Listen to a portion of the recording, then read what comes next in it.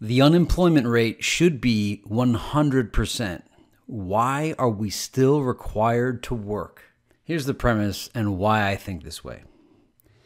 When I was in elementary and middle school in the late 80s and early 90s, the teachers would rightfully say to us, "You children are the luckiest generation. You'll be the first ones that won't have to work because robotics, automation, and advanced technology will take care of all of the menial tasks and labor of life." And they weren't wrong.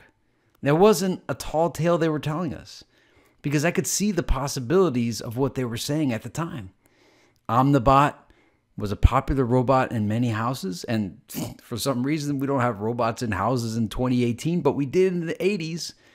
I was programming Eliza, which was made in 1965. It was an AI chatbot, and I was doing this in third grade in 1988. The beginning of Moore's Law was popular. Notice they don't talk about Moore's Law anymore, but Moore's Law was the big deal up until, I'd say, the dot-com crash, about how technology doubles every single year and that the microchips were getting faster and faster. But now everything was slowed down. It's like they stopped this future that my teachers promised me, and I'm still working at age 39 in the year 2018. I have a wonderful personal life, and I'm taken away for the past 17 years from my loved ones for 40 plus hours a week to maintain a lifestyle that in ways is less than it was before I was working full time. And I'm not saying this is just me, everybody. I have a really good life. And the other part is, from knowing this kind of info that the future should have been automated by now, I never could take learning any skills for occupation seriously, because what for? So I had a very leisureful, enjoyable childhood and teenage years. For the past 15 to 17 years, though, I've been laboring and toiling, and all my gifts have been much less than they could have been had I had absolute free time. I was going to make this video a few years ago, but a documentary called Will Work for Free came out. It's a great documentary about the same exact topic. You should look it up. I think it's free online. And the unemployment should be at 100%. Now, here's a few examples. Doctors, obviously, robots and AI could do it much quicker, faster, with more precise surgery. Accountants can be replaced with TurboTax, QuickBooks, and a flat tax. Salespeople can be replaced by Amazon and online ordering. Teachers are already being replaced by Khan Academy. Painting, songwriting, AI is doing that now. Who knows? I bet you some of the favorite songs that you have are probably written by robots. Lawn mowing. I remember in the 80s and 90s, there was like this lawnmower bot you put like on a track. I'm so surprised no one's created a commercialized robot lawnmower. I mean, that seems like a conspiracy. I mean, out of all things, lawn mowing. How much money is spent on mowing lawns in America?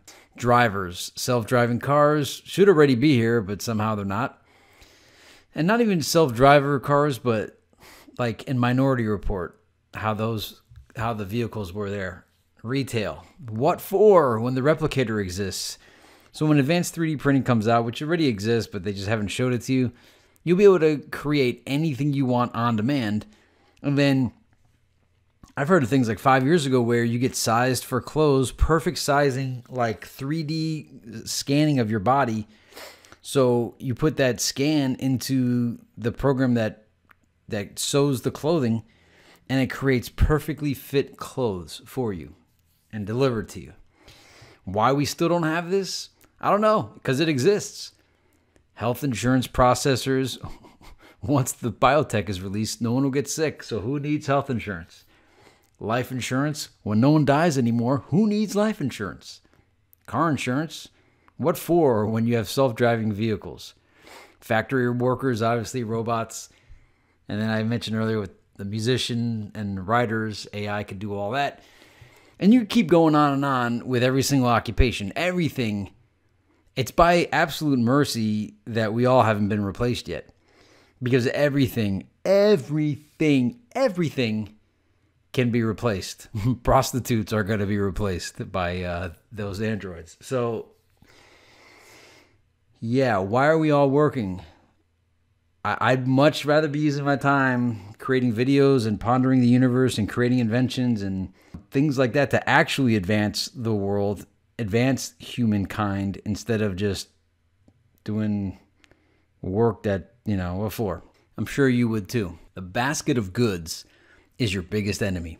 I don't know if you've seen the film In Time, but that has so many examples in that film when the rich guy gives his billions of time currency to Justin Timberlake. Justin Timberlake shares it with everybody. And then the elite just raise the prices of everything. So they adjust the basket of goods just in case an abundance in a sector emerges. And the basket of goods just gets adjusted so that you're in a perpetual state of whatever class that you're in. And if you think of all wages, they're all pretty much this, stagnant in a certain threshold that no one's ever going to really get ahead. Our future does not look bright. There's no more pensions, lower wages with higher inflation and taxes, higher and higher taxes. Inflation outpaces wages. So even if you get a raise, the inflation's outpacing your raise. So you're making less and less. And if everybody worked good, misery. I don't remember what I meant by that. But yeah, is that what we want to do? Okay, and here's the main point is it seems like occupations are to occupy our time. We all, as a human species, should be working towards the goal of absolute leisure, where we automate everything and have nothing but free time and absolute abundance of everything. But in the meantime, you spend it justifying your job. And this leads to so much BS. It leads to creating job security, which essentially means that you make life impossible for everybody else just so that you can remain employed because you've complicated things. It leads to lawyers creating the legalese that nobody can read except them. It leads to everybody complicating life to the point where it's just impossible to know anything without someone else's assistance. So if you have to justify your job, there's something wrong there. Why do we're not forced, but we're essentially compelled into labor. Makes life more and more confusing the more and more politicians create jobs. Everything could be so simple, but everything is made so complicated. And that's so that we have to waste our time learning the stuff for these occupations. Now, the current system you defend, and when I say system, it's all of the ideologies. It's not just capitalism, communism, socialism, fascism. They're all economic systems that are based upon scarcity and withholding resources from people in order to compel them into behaving however the powers that be want you to behave. So here's some stuff in our current system. Food. Now, there's got to be alternative methods for delivering nutrition, and it's suppressed. Why do we need to eat? Now, if we stopped eating, if we had like a pill or some kind of drink or some kind of like easy to make quick oatmeal that had all the amino acids that the body needs, like in Matrix, this would create a tremendous economic impact of how many people would lose their jobs. The distribution of the food, the retailing of the food, the growing of the food, the advertising of the food, all that. The music industry, they all lost jobs from digital. There's barely any retail distribution anymore. Everything is digital distribution. Do we still get somewhat decent music? It's about as good as it was when the music stopped being in this traditional form. But don't we have enough music anyway to last us forever? No one could listen to all the music that's been created, not even for a single genre in a lifetime. So doctors upsell unneeded services for billing purposes to bill the insurance company. So how many unnecessary operations, unnecessary prescriptions prescribed, false diagnosis for those repeated treatments instead of cures? People are like a cash cow and a revolving door. Planned obsolescence on products How about your iPhone? Doesn't it stop working after a certain period of time? You got to upgrade. I liked it when the products became obsolete because technology was moving so fast. I was good with that. Planned obsolescence, though, is infuriating. Laws, contracts, legalese written so no one understands, so you have to hire somebody. Laws prohibiting competition, granting monopolies, duopolies, oligopolies to those who have crony connections. Yeah, that's what you're defending.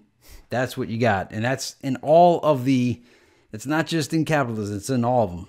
Did we really lose our robotics, automation, and AI? You know, Alan Turing's years of existence were from 1912 to 1954. He's been dead since 1954. He's considered like the father of AI. You ever see the automatons from the 1700s? They had like robots before they had electricity. I used AI in the 80s. I programmed AI in the 80s as a 10-year-old.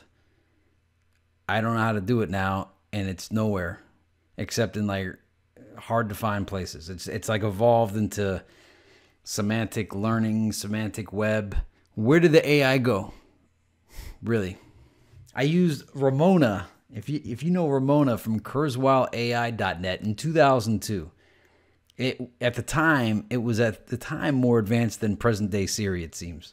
And it's one thing forcing the men into labor, but you're making the women live 40 years in cubicles. They're stuck there without, the ability to really communicate with people and have a good time. They just got to sit there at the cube doing meaningless tasks, sometimes just all lonely for 40 years, lonely by yourself in the cube, away from your children, away from your family, away from the home. And for what? And for what? We know the ability is there to feed 11 billion people, and there's only 7.5 billion people on the planet. We somehow put cell phones in 300 million people's hands in a short period of time. I'm pretty sure the basic necessities of life can be created and provided for everybody, at least in America. And people could voluntarily work if they would like to.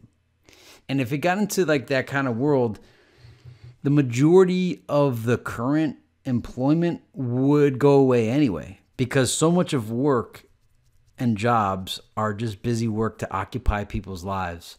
And then a whole bunch of other things are put in place that require labor to be done that didn't need to be there in the first place. And labor doesn't need to be manual labor. It could be mental labor.